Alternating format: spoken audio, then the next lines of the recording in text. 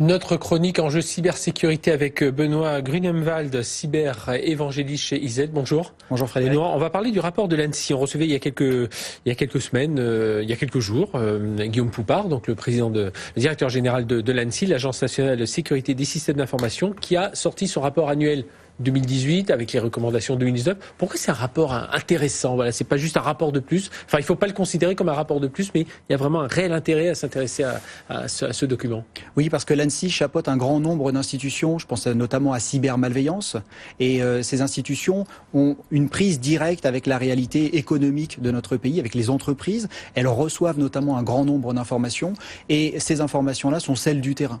Et donc, on vient les compléter. On a également notre rapport et on vient les compléter grâce à notre rapport qui est plutôt sur les tendances. C'est-à-dire que chaque année, on va essayer de prédire quelles seront les nouvelles tendances. Voilà, donc on a vraiment cet état des lieux. Et on a vraiment un état des lieux, on a une photo à un instant T de la menace. Et c'est important parce que chaque dirigeant doit se projeter sur la menace qui va arriver et contre laquelle il va devoir faire face. Alors justement, quelles sont les 5 tendances repérées par l'ANSSI cette année ? Alors ces 5 grandes tendances sont à la fois l'espionnage, sont également les attaques indirectes, ce que l'on appelle en anglais le supply chain.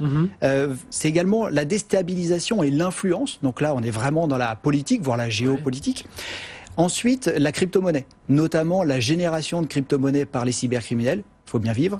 Et puis, le dernier point, c'est la fraude en ligne. Et cette catégorie regroupe un grand nombre d'informations et de situations. Alors, autour de notre chronique aujourd'hui, on va s'intéresser à deux de ces 5 tendances, notamment tout ce qui est espionnage et puis la fraude.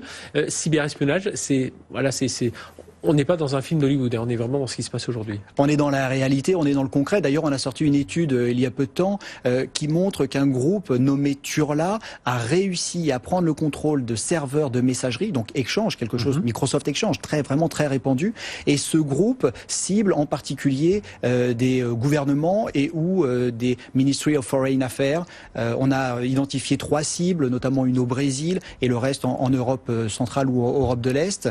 Et c'est vraiment important parce que ils ont réussi à prendre contrôle de l'intégralité du serveur de messagerie. C'est-à-dire que si nous discutons ensemble, ils sont capables de lire tous les messages, de les modifier, voire d'expédier à ma place des messages à d'autres personnes. Et quand on considère que ce sont des gouvernements qui sont ciblés, on imagine l'importance des éléments qui sont envoyés, qui transitent par ce système. Donc là, c'est l'une des premières tendances repérées notamment par l'ANSSI. L'autre, c'est la partie fraude en ligne.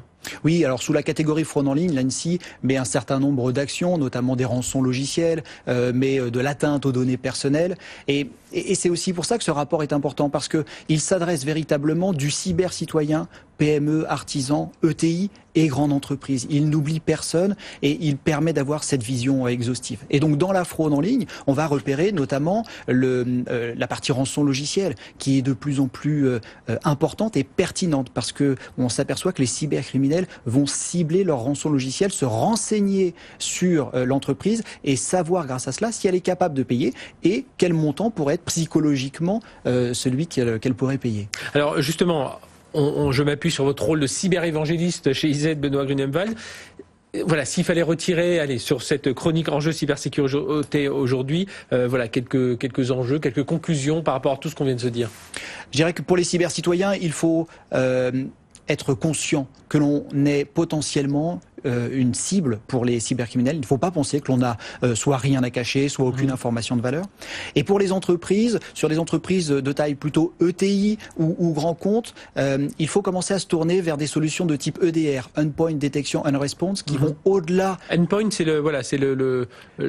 peut être le mobile. Alors, endpoint, c'est vraiment très large, effectivement. C'est le mobile, c'est l'ordinateur portable, le serveur. Et donc, Endpoint Detection and Response est quelque chose qui va au-delà du simple antivirus, où on va pouvoir aller chercher des informations que l'on va récupérer de l'extérieur. Et notamment, si on reprend la compromission, par exemple, du serveur de messagerie dont on parlait juste avant, eh bien, l'EDR va permettre d'aller voir si on est attaqué et pouvoir aller chercher des informations qui vont nous permettre de savoir comment, effectivement, la menace est entrée et ce qu'elle a pu opérer sur notre serveur. Et vous avez un site, c'est WeLiveSecurity.com qui donne tous les conseils, voilà, autour de tout ça. Et notamment les moyens de se protéger et surtout de remédier remédier aux attaques. Bien, merci Benoît Grunemwald, donc cyber-évangéliste chez IZ pour vos conseils. Et puis voilà, c'est tout ce que mieux connaître toutes ces tendances en cybersécurité, c'est vraiment un enjeu pour les entreprises aujourd'hui.